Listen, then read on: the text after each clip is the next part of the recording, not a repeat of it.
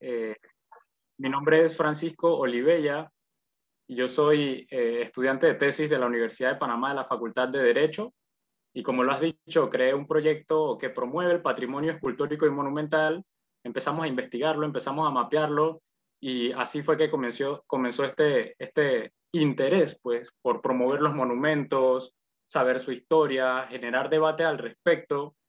Y bueno, con espacios como este se aprovecha para que también esta pasión que tengo se la comparto a otras personas y como ciudadanos y personas de todo el mundo indaguemos un poquito en la historia, conozcamos los monumentos y esculturas que tenemos a nuestro alrededor y nos vamos complementando y apoyando. Por ejemplo, con su plataforma que me han abierto las puertas y Mundo Esculturas, pues lo que buscamos es eso, seguir construyendo identidad y también analizar lo que somos, lo que hemos sido y lo que seremos a futuro. Así que apasionado por la cultura y el arte, con mucho gusto voy a compartirles esta presentación. Así es. Y miren, chicos, a mí siempre me gusta eh, tocar temas y para lo que queda del año les voy a pedir ya de antemano el apoyo de ustedes para que los últimos 9, porque este es el live número 20 del año, de los 30 que tenemos planeado para todo el año. Yo después de este live les voy a preguntar acerca de qué temas queremos escuchar de lo que queda del año. Y fíjense lo importante, lo relevante y lo vigente de la historia y el contenido que nos va a relatar Francisco. Y es que si han visto noticias, ¿qué es lo que está pasando en Colombia? Y lo triste es que esas cosas suceden porque no conocemos ni valoramos, mucho menos, el patrimonio material, cultural e histórico que tenemos, que en sí mismo cuenta historia de una manera simbólica, pero que a través de lo que va a hacer Francisco hoy, de compartirnos su investigación, lo que él conoce, esto cobra importancia desde el punto de vista urbano, social, cultural, histórico, de nuestra idiosincrasia, de nuestra identidad. Y bueno, muchos, para que sepa, Francisco, muchos de los que nos están ahora mismo conectados son guías de turismo. Entonces, es una Excelente. oportunidad porque cada uno de esos monumentos que tú vas a mencionar puede ser un destino en sí mismo de turismo, me explico, no solamente para los panameños, para los que nos visitan de afuera. Y nos hace falta mucho más de esto. Así que bueno, chicos, recuerden que pueden hacer sus contribuciones, opiniones, anécdotas, preguntas a través del chat. Y de repente, Francisco, yo te voy a interrumpir como para darle cabida a esas preguntas y que entren dentro del contexto que tú estás contándonos la noche de hoy. Así que bueno, bienvenidos a todos los que están hoy. Bienvenido Francisco y bueno, el micrófono y la pantalla es toda tuya. Puedes presentar. Muchas gracias. ¿Ya se está compartiendo mi pantalla de presentación o tengo que volver a compartirla? Tienes que volverla a compartir, exacto.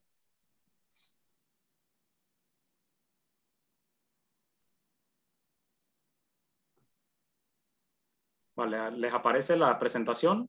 Sí, ya nos aparece. Muchas gracias. Y bueno, nuevamente también bienvenidos a todos los que están presentes esta noche. Y vamos a tener esta conversación, pues, interesante sobre monumentos, historias y legados. Esta presentación trato también de enfocarla porque este año se conmemora el bicentenario de la independencia entre Panamá y España, que fue en 1821, el bicentenario en este 2021. Pero al mismo tiempo, este año se conmemoran 502 años de la fundación de la ciudad de Panamá, que se fundó en 1519, y hace 2 años hicimos esa gran celebración como ciudadanos panameños de lo que fue esos 500 años. Entonces, por ende, lo que busco en esta presentación es como contar un poco historia de algunos monumentos que resaltan esa época antes del Panamá hispánico, durante el Panamá hispánico y lo que fue el momento en donde ya hubo esa independencia entre Panamá y España. Entonces, en este recorrido vamos a ir viendo un poquito el contexto histórico, pero también hablar algunos detalles sobre las esculturas y monumentos que lo cuentan, ¿no? Así que si tienen alguna información que aportar las personas que están en el área de turismo o las personas que son fanáticos o conocedores de historia, con mucho gusto, ya que yo como investigador de los monumentos soy del campo del derecho y no soy un experto en historia, pero lo importante aquí es que se genere el debate y que avancemos en estas discusiones y reflexiones sobre todo.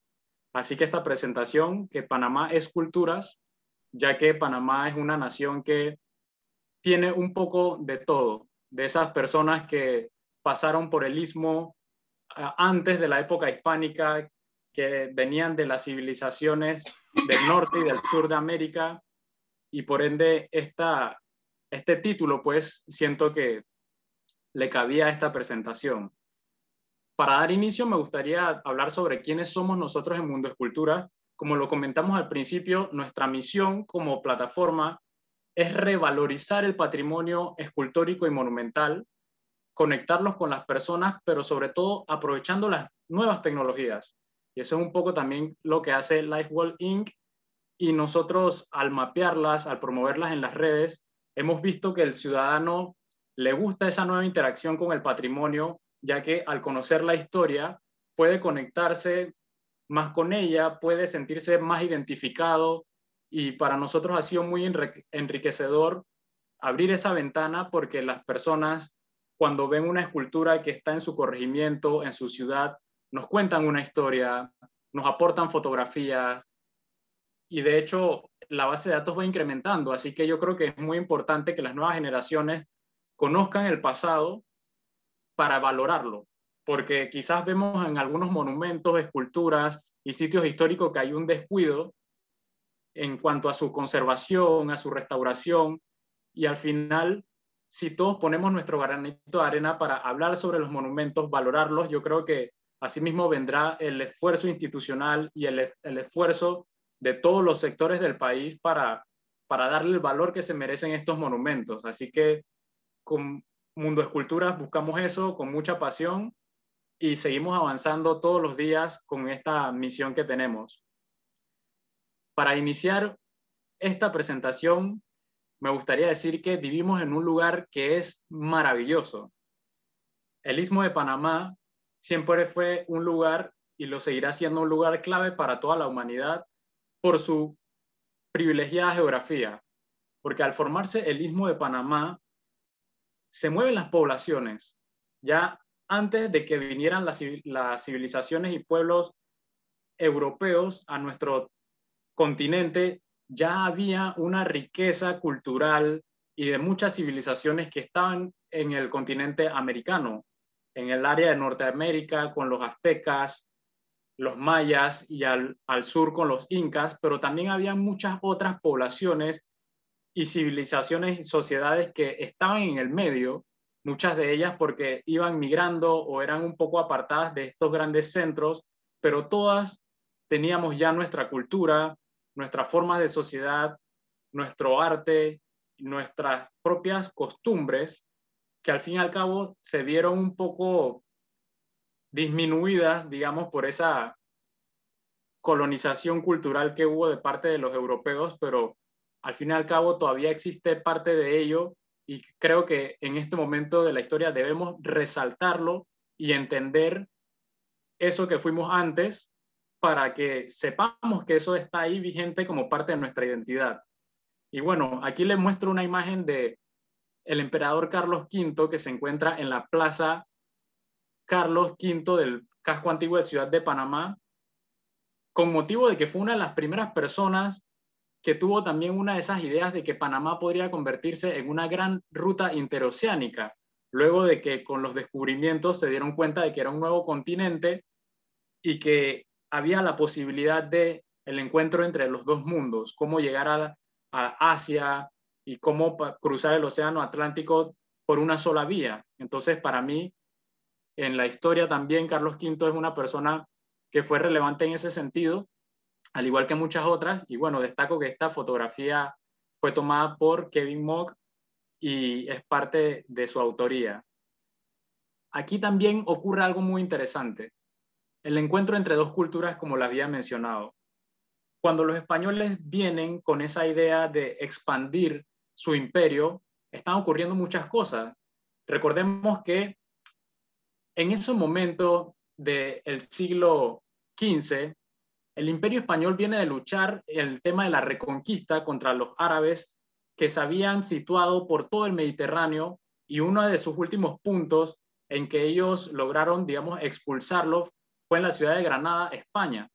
Pero ocurre que habían dos grandes reinos en España que tenían poder, pero necesitaban unirse para expulsar a esta población de moros en Europa. Es ahí donde la reina Isabel de Castilla con el rey Fernando Aragón hacen este vínculo político, se casan en matrimonio para entonces expulsar a los moros de España, pero a partir de ese momento también piensan, debemos seguir evangelizando con su visión católica a la demás población que no sea de religión católica, y a su vez también expandir nuestras rutas comerciales. ¿Cómo nos expandimos económicamente luego de haber invertido muchos recursos en esa guerra de reconquista? Entonces ahí es donde pasan cosas interesantes.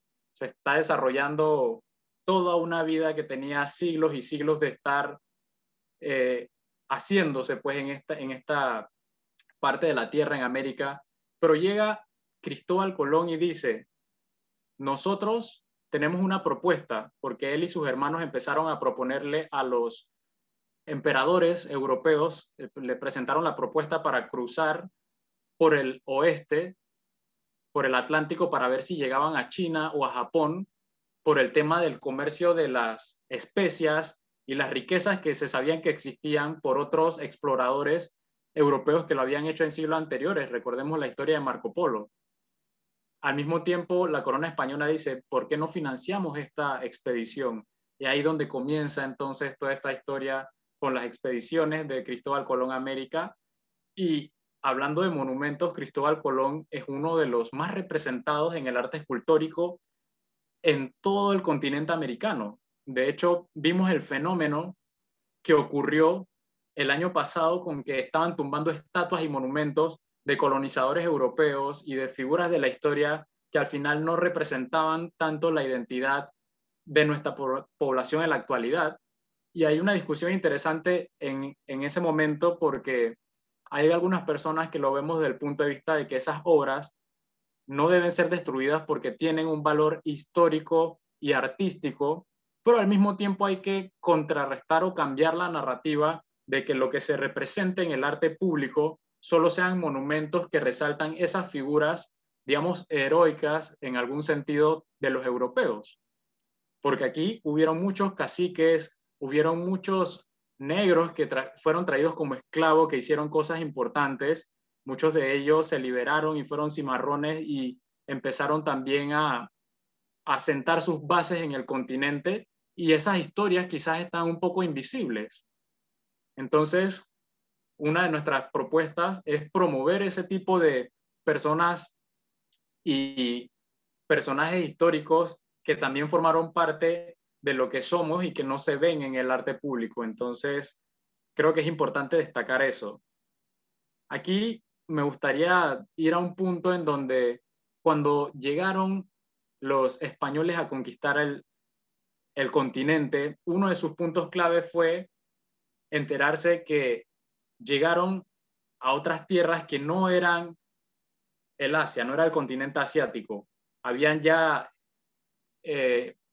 expediciones que habían navegado por el sur de estos mares. Fernando Magallanes bajó al sur y se dio cuenta de que, oye, esto es un continente nuevo, y le pone el nombre de Océano Pacífico al ver sus aguas, digamos, temporalmente calmadas en ese momento.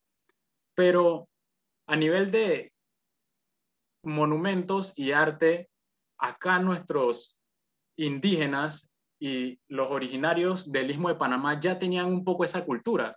Si recordamos un poco las investigaciones realizadas por la doctora Reina Torres de Araúz, que investiga sobre la cultura de Sitio Barriles, donde vemos el conjunto de monolitos de Sitio Barriles y otros lugares de Panamá que tienen un poco de estos vestigios de lo que fueron esas culturas. Aquí se hacía mucha cerámica, se hacían monumentos que se utilizaban como rituales, o sea que veamos monumentos y esculturas más tendiente a lo que estaban en las urbes o ciudades europeas.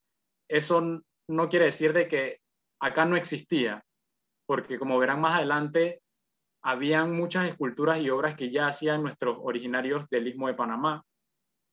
Entonces, pasan ese tipo de cosas, las expediciones se van en sur y al norte del continente por Hernán Cortés y Francisco de Pizarro al sur, y se dan cuenta de estas grandes civilizaciones, pero el Istmo de Panamá entonces se convierte en un punto estratégico, ese punto en donde al momento de explotar las riquezas que había en ambas partes del continente, se tienen que trasladar nuevamente a Europa, y Panamá se convierte en esa ciudad de tránsito, donde hay mucho auge comercial, pero a su vez también pasan cosas que a largo plazo nos perjudican porque no se convierte en un centro en donde se desarrolla la cultura, la educación, entre otras cosas que vemos pues cómo ha afectado y ha desarrollado en nuestra identidad y nuestro entorno, nuestra historia, ¿no?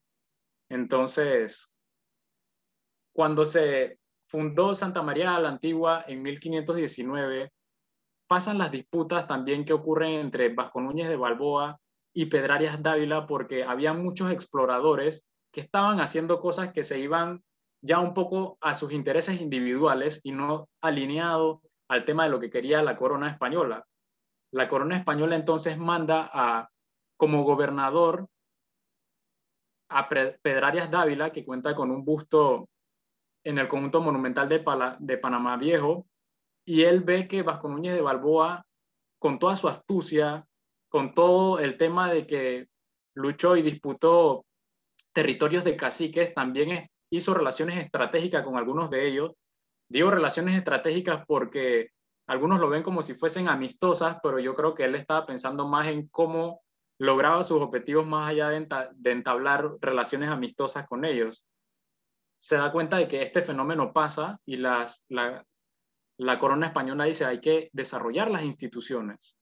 Y en nuestro continente existían muchas figuras que fueron importantes, como las reales audiencias. Estaba el tema de la casa de contrataciones que financiaba y negociaba con las expediciones que venían hacia nuestro continente. Estaban los cabildos, que más adelante fueron muy importantes para la época en donde se empieza a gestar ese momento de independencia de Panamá de España, y había muchas otras instituciones aquí en el Istmo de Panamá.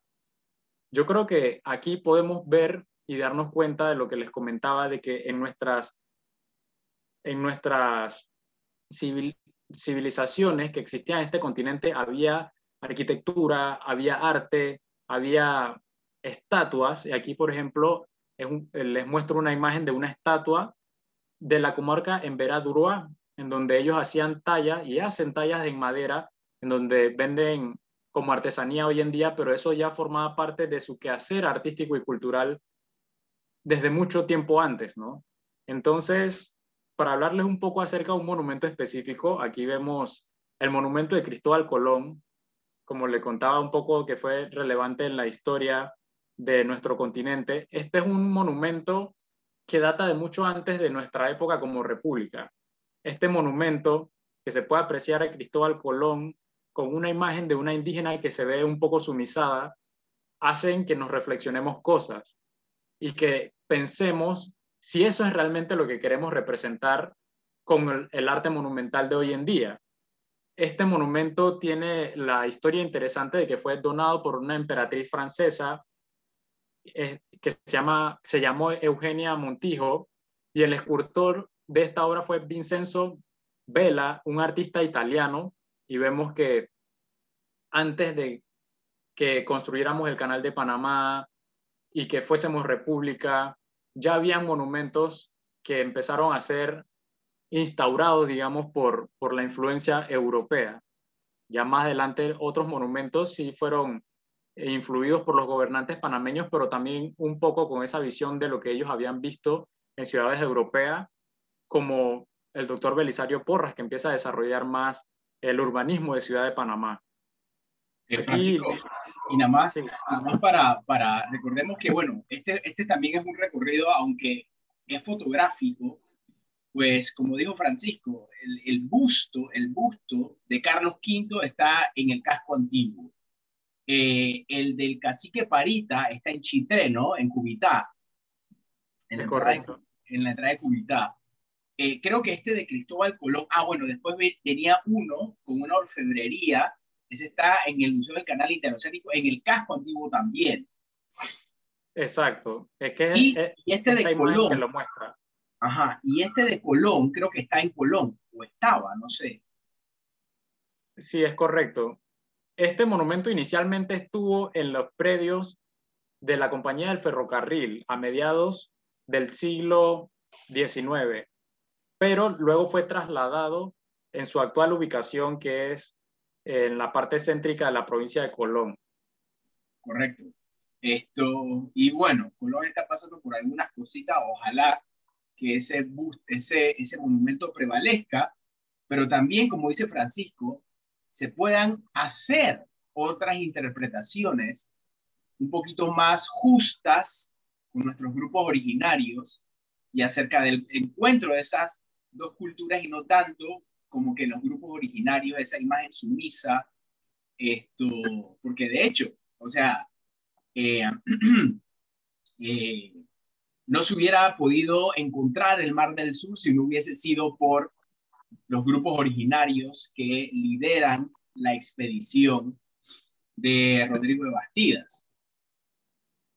Exactamente. No, y yo creo que al final está ese aspecto de que fue de una manera muy cruel como se hicieron las cosas. Muchos se preguntan qué hubiese pasado si no hubiese esta expansión de los imperios europeos y con todo lo que conllevó eso, el tema del comercio de esclavos por parte de los ingleses, los franceses, los portugueses y holandeses, y que se dieran las cosas de la manera que se hizo.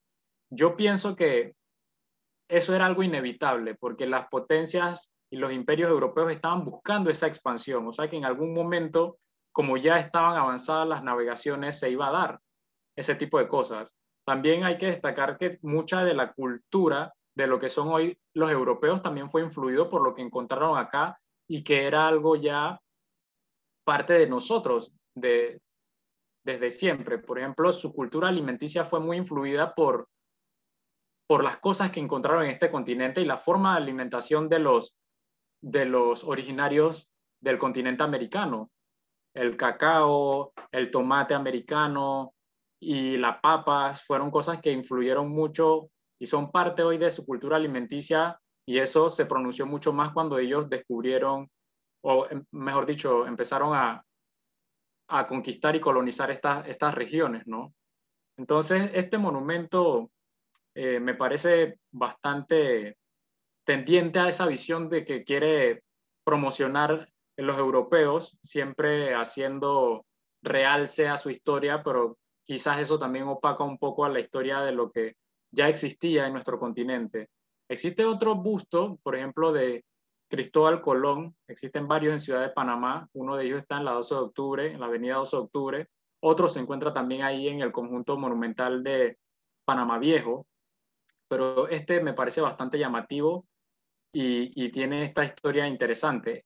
Se iba a poner primero en México, pero en México estaban pasando situaciones de revolución y estaban las cosas un poco caóticas, entonces la emperatriz Eugenia decide entonces hablar con el general Mosquera, que en su momento, como estábamos unidos a Colombia, estaba dirigiendo ese momento territorio del Istmo, y por eso deciden ponerlo acá en el Istmo de Panamá.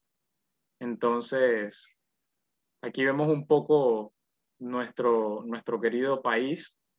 Aquí se va avanzando con los monumentos. Hay un busto de la reina Isabel de Castilla que se encuentra en el conjunto monumental de Panamá Viejo. y también se encuentra un monumento de Pedrarias Dávila, que muchos de ellos lo ven como una persona que también fue muy cruel con el trato con los indígenas. Como mencionaba anteriormente, él vino un poco a imponer la fuerza del Estado, del Imperio Español, porque quizás muchas personas que estaban viniendo a América por ese afán de ganar riquezas y de ellos también hacer su propio camino, se estaban alejando un poco a los intereses de la corona. Entonces, algunas personas ven quizás a la figura de Vasco Núñez de Balboa como una persona que en búsqueda de esa libertad empezó a hacer las cosas por su cuenta, pero al final llegó Pedrarias Dávila y en su momento, por órdenes de la corona, lo mandaron a decapitar en Acla. Entonces, esto se ve representado en los bustos y uno va entendiendo, ¿no? Cada vez el rompecabezas, como decías tú, Rob, de lo que es el contexto de la historia. A mí me parece una pieza bastante buena. No soy escultor, pero bueno, a mi criterio y gusto personal. Una de las cosas que me parece muy importante es destacar que existen pocos monumentos a nuestros indígenas, a nuestros caciques, a los originarios del Istmo, pero uno de ellos que sí tiene representación escultórica es el cacique Urracá. Urracá fue una persona prácticamente imbatible para los españoles porque hicieron mucho en estas batallas de conquista para adquirir o poblar sus tierras, pero el cacique Urracá siempre tenía una estrategia para liberarse de estas batallas. Y yo creo que el cacique Urracá, tal cual se ve un poco representado en su escultura, para nosotros que somos de Panamá debemos verlo como una figura de libertad, de valentía, de coraje. Y cada vez que nosotros en el presente sentimos que nos imponen cosas de la globalización, del extranjero o, o esas ideas que al final no son positivas, como la corrupción, entre otras cosas, nosotros siempre debemos acordarlo de el cacique Urracá y no darnos por vencidos en cualquier situación de nuestra vida. Y yo creo que es importante lo que él simboliza, no solamente para Panamá, sino también para los otros pobladores del continente americano que lucharon, pues, porque no se borrara su cultura y porque se preservara ese amor por la tierra. O sea, que el nivel de patriotismo que sentían esas personas nosotros lo debemos tener también en la actualidad. Esta obra se encuentra en la Escuela Juan Demóstenes Arosemena, conocida también como la Normal de Santiago, una institución que ha formado a muchos docentes y profesionales del país. Y yo creo que en estos momentos se está gestionando una obra o un monumento del cacique Urracá en Ciudad de Panamá como debería ser. Porque asimismo, como hay muchas personas que se oponen quizás al monumento de Vasco Núñez de Balboa en plena Ciudad de Panamá y el realce a su figura, nosotros también debemos tener un monumento que haga contrapeso a esa narrativa ya existente. Entonces, es un monumento muy bello que muestra a Vasco Núñez al cacique Urracá con un hacha de pedernal, que era una de las armas que se usaban en los tiempos del el choque con los colonizadores. Y también esta escultura tenía antes un estandarte de oro y plumas en sus manos, que eran uno de los elementos simbólicos que también tenían los indígenas en ese momento a la hora de las luchas de la conquista. Quiero recomendar que existe una investigación sobre este monumento por el investigador Carlos Fitzgerald. Lo pueden encontrar en la web. Él en su momento en la Universidad de Santa María la Antigua hizo esta investigación para determinar el origen de esta escultura. Uno de el artista que hizo esta obra es un italiano, al igual que muchos otros de los artistas que hicieron las estatuas y monumentos que adornan la ciudad de Panamá, muchos de ellos fueron extranjeros, porque en Panamá todavía no había una formación, digamos, de escultores que se inicia una vez ya empiezan a hacer las instituciones de educación. De hecho, los primeros escultores de Panamá se formaron en la Escuela Artes y Oficios, formados por artistas extranjeros. Les puedo mencionar a algunos como Francisco Sebamanos, Guillermo Moranoli, Leoncio Ambulo, entre muchos otros, pero esas primeras esculturas que uno ve en Ciudad de Panamá fueron mayormente hechas por artistas extranjeros. Esta, por ejemplo, del italiano Conti. Vemos aquí otra toma y ojalá que se dé pronto ese monumento a Urraca, que me parecería precioso verlo cuando esté, si se hace realidad en nuestra querida ciudad de Panamá. Otro monumento controversial, como todos lo conocemos, criticado, admirado y debatido, sobre todo es el de Vasco Núñez de Balboa, hecho por los artistas españoles Mariano Benlluire y Miguel Blay. En 1924 fue inaugurado y durante el periodo del presidente Porras se inauguraron muchos monumentos que se encuentran en Ciudad de Panamá. Conocemos que él desarrolló el tema del barrio de la Exposición con un alto nivel de urbanismo, tomando ejemplo de esas ciudades europeas que él había visitado, y también se inauguran conjuntos monumentales importantes como el de la Plaza de Francia, que cuenta con el obelisco, con ese gallo icónico de Roberto Lewis. Pero hay un contexto también de diplomacia que influye en que se ponga y se exalte la figura de Vasco Núñez de Balboa en nuestro país, porque quizás en ese momento los gobernantes, al ver que nosotros estábamos empezando a generar una identidad que quería despegarse un poco de lo que había sido nuestro periodo de la historia con Colombia, ellos empiezan entonces a mirar lo que había antes, que fue ese Panamá hispánico. Y el gobierno español, como a finales del siglo XIX había perdido sus últimas colonias en América, una de ellas fue Cuba, también habían perdido el territorio de Filipinas. Ellos empezaron a hacer diplomacia para resaltar esa cultura hispánica en nuestro continente, y Belisario Porras entonces también empieza a ver la figura de Balboa como alguien que resalta nuestra identidad por ese tema del descubrimiento del Mar del Sur, y que algunas personas criticamos pues cómo se representa de manera heroica, porque abajo se ven la representación de las razas del mundo, pero al final están cargando ahí a Vasco Núñez de esa manera. Tiene un gran valor artístico, es hecha de bronce, pero al fin y al cabo nosotros también debemos construir lo que queremos hacia el futuro. Es una obra que tiene mucho que criticar y que admirar, pero forma parte de nuestra identidad y nuestro ideario imaginario colectivo, con su representación en la Avenida Balboa. Aquí les Francisco, pongo... te interrumpo rapidito. Sí. Para los que estuvieron con nosotros en el live pasado, y bueno, les invito a que se conecten con nosotros la mayor cantidad de veces posible y comiencen a conectar la historia. El live pasado, nosotros tuvimos al profesor Atilio Martínez, miembro activo de la comunidad CUNA, y él nos habló acerca de la Revolución Dule. Y no me dejarán mentir, para los que estuvieron en el live pasado, la Revolución Dule comenzó sus antecedentes como a ebullir, ¿no? En 1919. ¿Cuándo estalló? 1924, mismo año en el que se inaugura la estatua, coincidentalmente. O sea, si Francisco no lo trae a colación, yo no conecto los puntos. Pero la Revolución Dule tuvo su máximo clímax en 1924.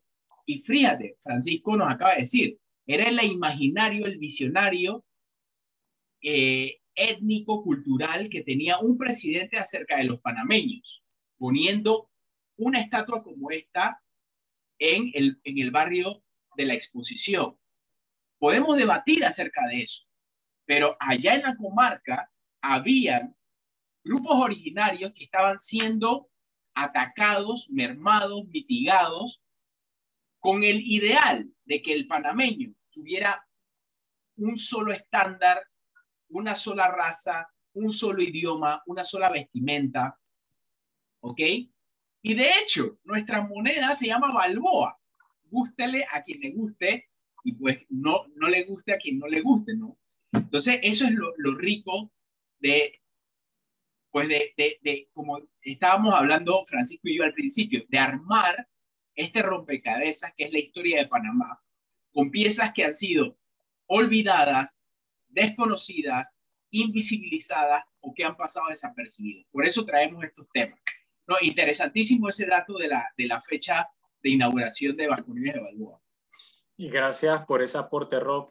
Y definitivamente también hay que hacer la reflexión, pues, de que muchos monumentos públicos al final son influenciados por el poder político, que son los que tienen la capacidad para poder financiar y poder colocarlos en espacios públicos, y muchos de ellos van representando la ideología de aquel gobernante en turno que quiere resaltar sus ideales. Entonces ya se instaura, como quien dice, esta narrativa, esta historia oficial, pero también al mismo tiempo existen otras cosas que no se representan.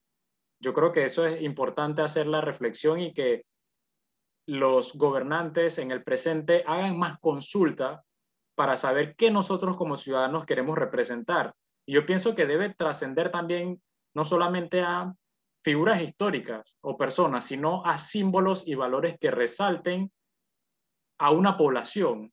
Yo creo que hay que darle la oportunidad a los artistas a que hagan distintas propuestas, y esta cultura de hacer concursos y de escuchar a la ciudadanía sea lo que prime sobre todo, más allá de lo que nos quieren imponer desde la parte oficial, digamos.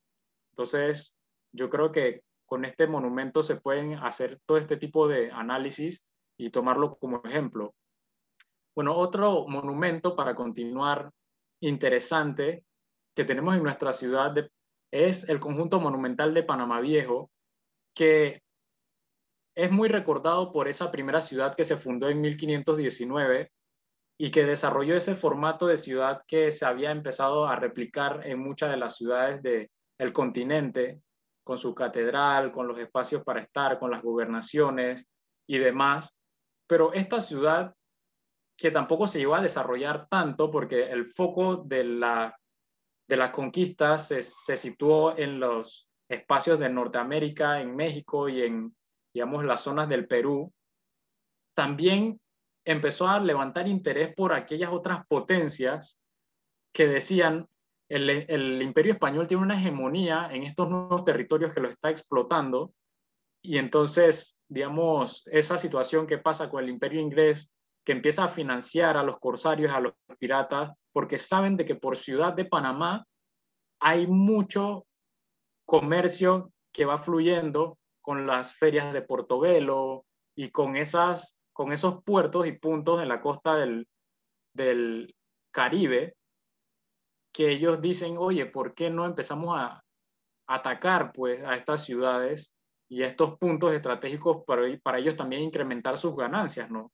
Entonces, Ciudad de Panamá, que se había construido en ese 1519, fue atacada posteriormente en 1671. O sea que al siglo siguiente pasa esto.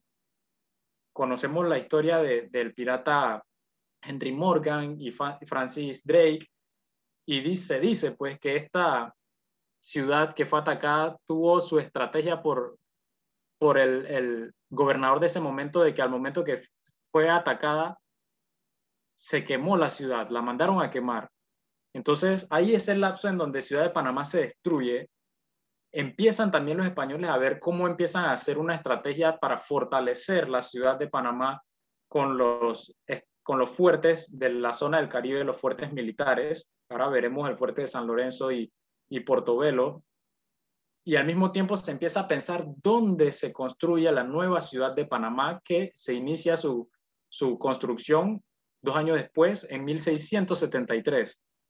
Y aquí vemos, por ejemplo, un poco de lo que representa eso. En la iglesia de San José vemos el altar de oro, que tiene esta historia particular de que fue ocultado al momento de que nos atacaron los piratas. Aquí vemos una imagen de Henry Morgan, que se encuentra en el Biomuseo de Ciudad de Panamá, pero al mismo tiempo empieza a surgir esa nueva ciudad. Y ahora vemos otro dato interesante, ¿no?, que les voy a comentar. Aquí el fuerte de San Lorenzo, por una parte, que lo podemos apreciar, tenía una arquitectura militar muy avanzada para la época, porque se decía que si entraban las personas ajenas al Imperio Español por el río Chagres, podían adentrarse a la ciudad de Panamá para destruirla. Entonces, se piensa en un punto, digamos, elevado para poder tener los cañones y poder de una manera más adecuada contrarrestar estos ataques, y al mismo tiempo el fuerte de Portobelo, que en 1980 estos puntos fueron declarados Patrimonio Histórico de la Humanidad, declarado por la UNESCO, porque realmente tienen esta arquitectura militar muy relevante para nuestra historia nacional, pero para lo que es la historia de la humanidad. Y yo creo que también hay que destacar que el fuerte de San Lorenzo, por ejemplo, cuando se crea la primera ley que regula el tema de los monumentos históricos, si no me equivoco que fue en 1908, este fue uno de los primeros monumentos declarados por ley. Entonces también tiene esa relevancia a nivel de monumento oficial, y me parece que en estos momentos se está trabajando para el centro de visitas del Fuerte de San Lorenzo, y ojalá cuando sea una realidad se pueda aprovechar mucho más y que sea aprovechado pues para la economía, porque eso es algo muy importante y lo saben las personas que trabajan en el área del turismo, que el patrimonio es un gran potenciador de la economía. Si se cuida el patrimonio y se promueve, al final tienen trabajo las personas que los cuidan, los historiadores, los investigadores, las personas que trabajan en arte gráfico y digital. O sea, de todo tipo de economía se multiplica cuando apreciamos nuestro patrimonio. Así que es parte de que lo que nosotros queremos promover y de nuestros objetivos como tal, ¿no? Entonces, continuando, esa nueva ciudad de Panamá que se empieza a desarrollar y se decide el punto a las faldas del Cerro Ancón, y una de las personas que influyó en la decisión de que se hiciera en ese punto fue don Antonio Fernández de Córdoba.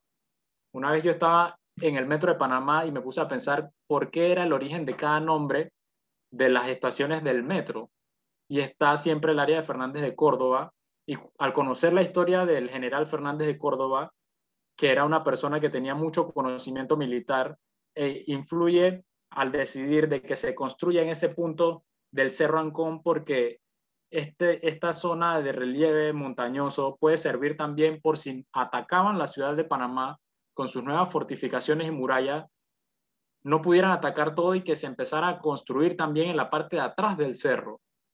O sea que me parece bastante lógico esa decisión, y pues ahí vemos siempre nuestra querida bandera en la parte alta del Cerro Ancón, pero eso tuvo una decisión por estrategia de cuidado de nuestra ciudad, en ese momento nueva ciudad.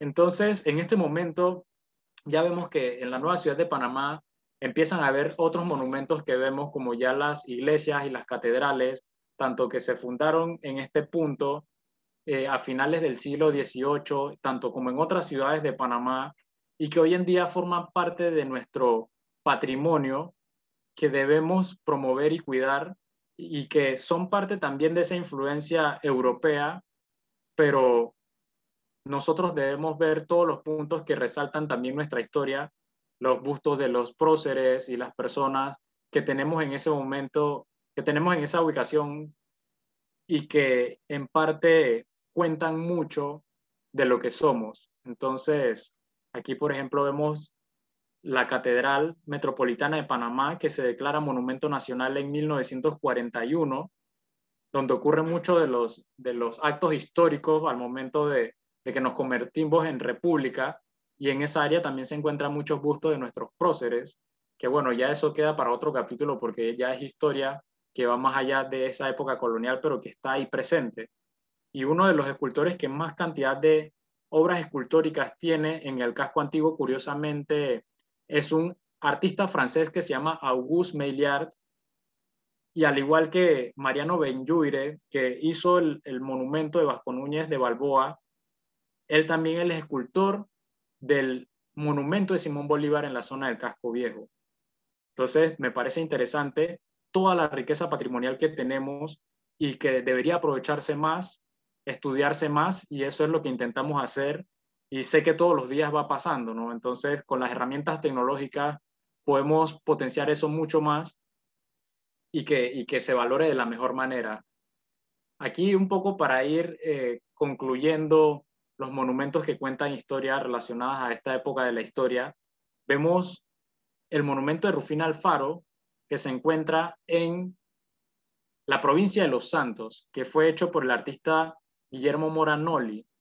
Hay que ver que después de cierto tiempo de la época colonial se empieza a perder el interés por Panamá, porque ya habían ocurrido los ataques de los piratas, era una ciudad que no se desarrolló con el mismo ímpetu que otras ciudades del continente, y esa noción transitista todavía la vemos hoy en día, de que Panamá es un lugar de paso y que ha influido en ella, en nuestra ciudad y en nuestra población, sobre todo culturas de distintas personas que han hecho diásporas, han migrado y se han establecido en nuestro territorio.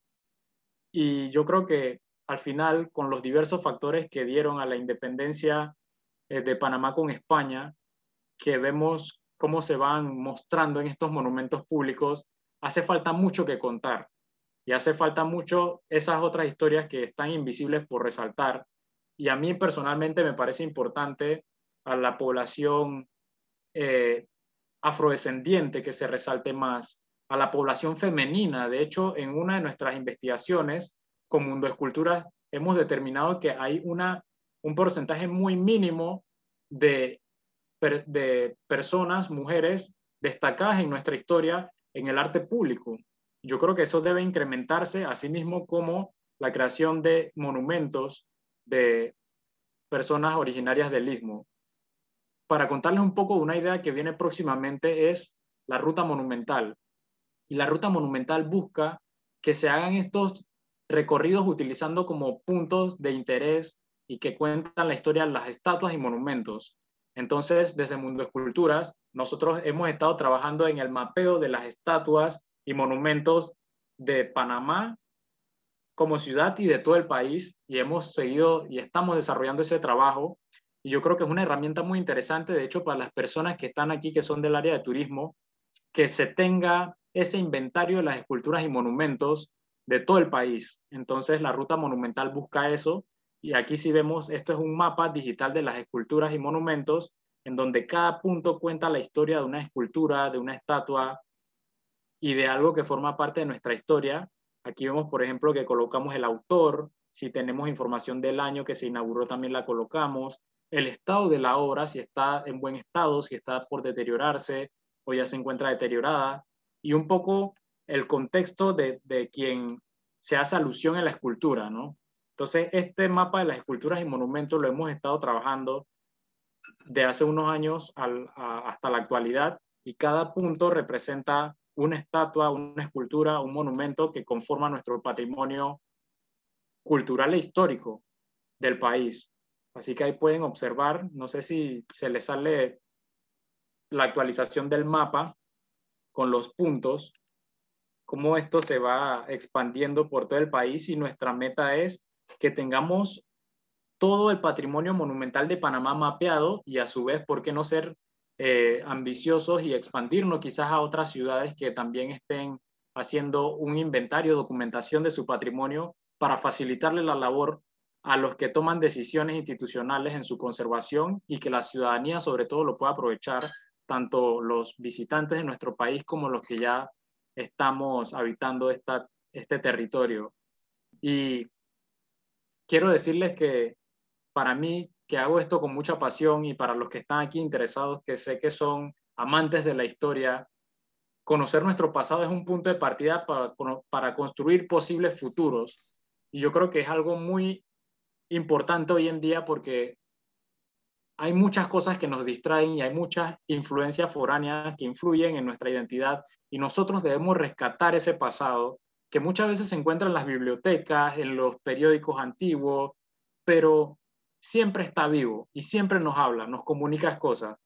Con las tecnologías y con este tipo de conversaciones nosotros podemos resaltar y dárselo a conocer a las siguientes generaciones, para que entonces se siga preservando ese legado. Entonces, desde Mundo Esculturas, que lo llamamos así con ese juego de palabras, ya que el mundo es culturas, nosotros eh, trabajamos en esta presentación y en todo lo que hacemos con pasión, porque es una responsabilidad de todos y podemos siempre soñar con un mundo mejor.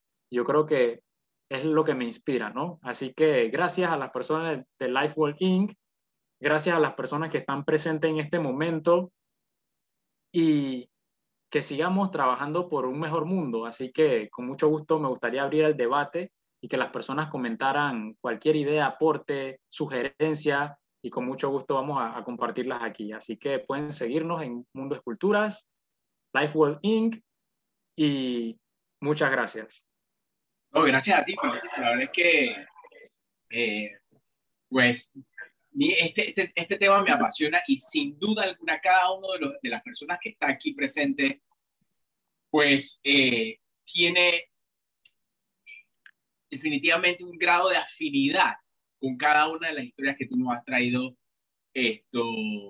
a través de estas imágenes, de estos sitios, de estos monumentos, de estas esculturas, de estos autores, artistas, esto, y la verdad es que me inspira mucho, creo que a nivel, digamos, de misión, tenemos muchas cosas que pueden hacer mucha sinergia, que son muy complementarias.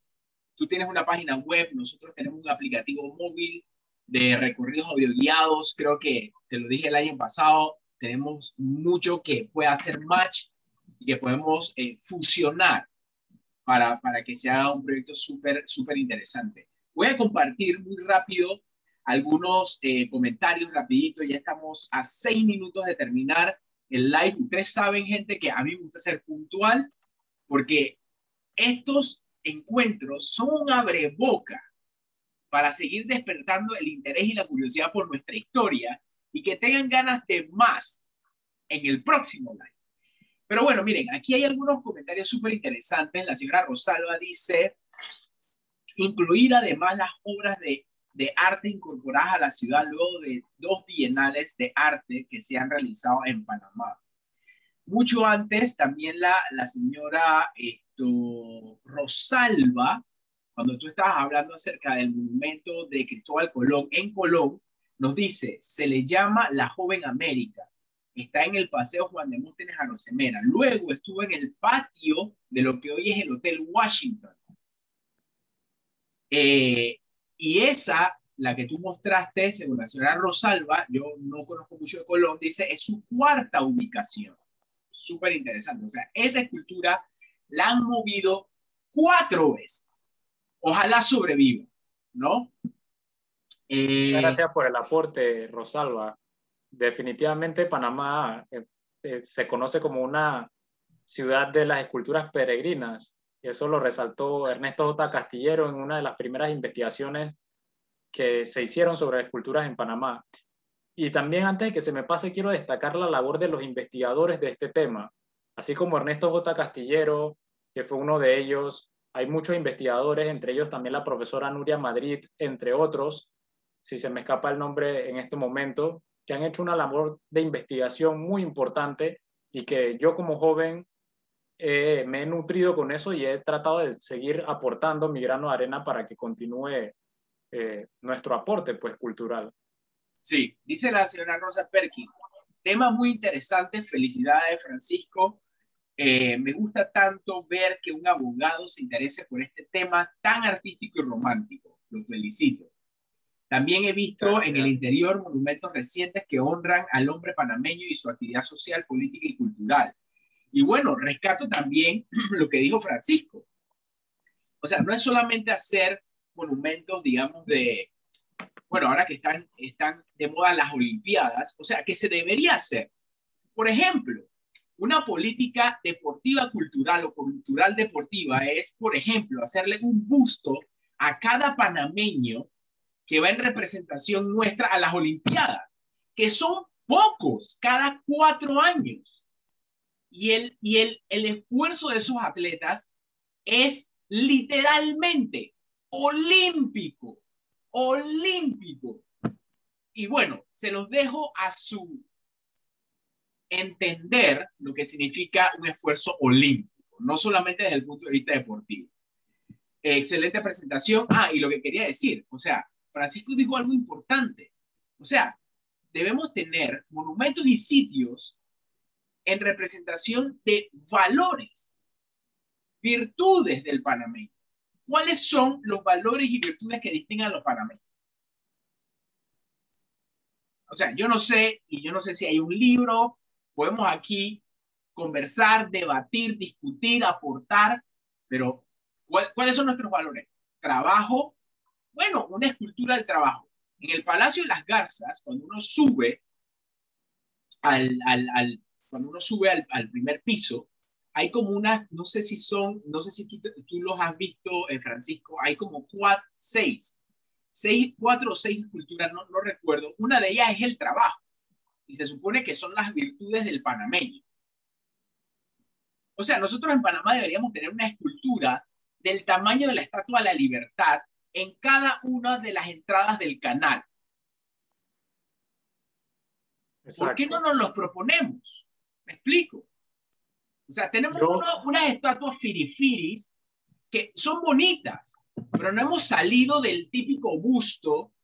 Y bueno, Tomás Herrera tiene un súper estatuón, Urracá tiene el suyo, Vasconillos de Balboa tiene el otro, pero como dice Francisco, propongámonos desde la sociedad civil proyectos culturales como estos y dejemos de estar construyendo calles y pavimentando nuestro país que es de biodiversidad. yo quería aportar un poco Disculpen un poco a la eso que pasión, comentas. disculpen la pasión. No, definitivamente es un tema que inspira y apasiona. Yo quería complementar lo que dices también, por ejemplo, se me ocurría cuando estaba haciendo la presentación de todo el legado e influencia musical que ha tenido Panamá sobre otros países y naciones. Si nosotros fuimos en parte poblados por esa población afrodescendiente, originaria del África, que fueron traídos como esclavos, pero hay una riqueza musical en Panamá que ha incidido mucho en toda la cultura, que por qué no hacer monumentos de esa influencia musical. Y hoy en día hay una tendencia que las grandes ciudades están haciendo monumentos interactivos con el público. ¿Por qué no hacer un monumento sonoro, por ejemplo, que pueda de repente interactuar con música, con el público, y que eso sea un atractivo para la ciudad y que resalte esa cultura e influencia musical de los afrodescendientes? Es un ejemplo, pero este tipo de ideas son las que al final, si se impulsan, deben concretarse para que sigamos Claro que sí. innovando siempre. Imagínense, o sea, Francisco tiene toda la combinación entre un abogado y un artista y un historiador. O sea, un monumento sonoro. Eso es muy artístico, muy creativo, muy innovador. Bueno, último comentario, dice la señora Elizabeth. Buenas noches, excelente presentación, Francisco. Muchas gracias al señor Oliveira y me quedo con ganas de escuchar y aprender más sobre este tema. Quedan pendientes los siguientes capítulos. Bueno, aprovecho el pie de la señora Elizabeth, o sea, el pie, o sea, me da el pie para decir que este y todos los lives se están ya publicando en nuestro canal de YouTube que se llama Liveblog. Francisco es la segunda vez que participa con nosotros y de hecho en la primera ocasión él también habló de otras esculturas que hablan acerca de la historia de Panamá. Y ya en nuestro canal de YouTube hay más de 40 lives grabados como este de distintos invitados especiales acerca de otros temas que hemos cubierto a lo largo de estos casi 2 años que llevamos haciendo esto. Así que nada, yo nada más quiero dejarle, antes de despedir a Francisco, déjenme ponerles en pantalla lo que sigue para que no se lo pierdan y queden invitados ya para la siguiente, para el siguiente live que va a ser el miércoles 18. Ya no nos estamos reuniendo cada semana, nos estamos reuniendo cada 2 semanas, ¿ok? Y el miércoles 18 vamos a ver un live que le hemos titulado Panamá Moderna, un recorrido urbano arquitectónico, ¿ok?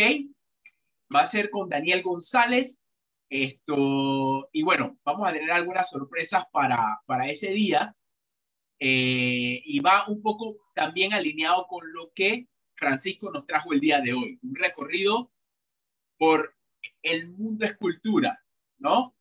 Y este va a ser un recorrido urbano arquitectónico por una Panamá moderna que comenzó a emerger desde el punto de vista arquitectónico a finales del siglo XIX, siglo XX, siglo XX, mediados del siglo XX en adelante.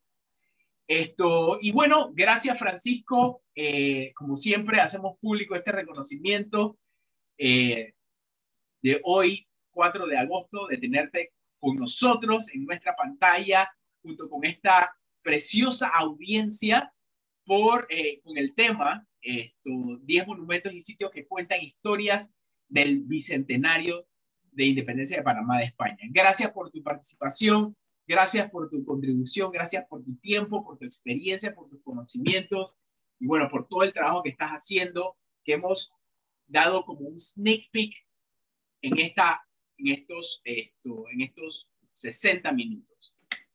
Gracias. Gracias. Gracias a ti, Rob, y sobre todo a todas las personas que están presentes. Yo sigo aprendiendo todos los días y espero les haya gustado esta presentación. Sé que todo el mundo también puede seguir investigando y promoviendo el tema de los monumentos y las esculturas y sobre todo haciendo un mundo mejor. Así que muchas gracias y espero que tengan buena semana y buenas noches. Así es. Gracias a todos. Lo esperamos el 18 de agosto. No se lo pierdan. Chao. Vale, muchas gracias. Gracias, Francisco. Chao, gracias. Cualquier Chao, colaboración estamos a la orden. gracias. Gracias. Chao, muchas gracias, muy interesante. Buenas noches.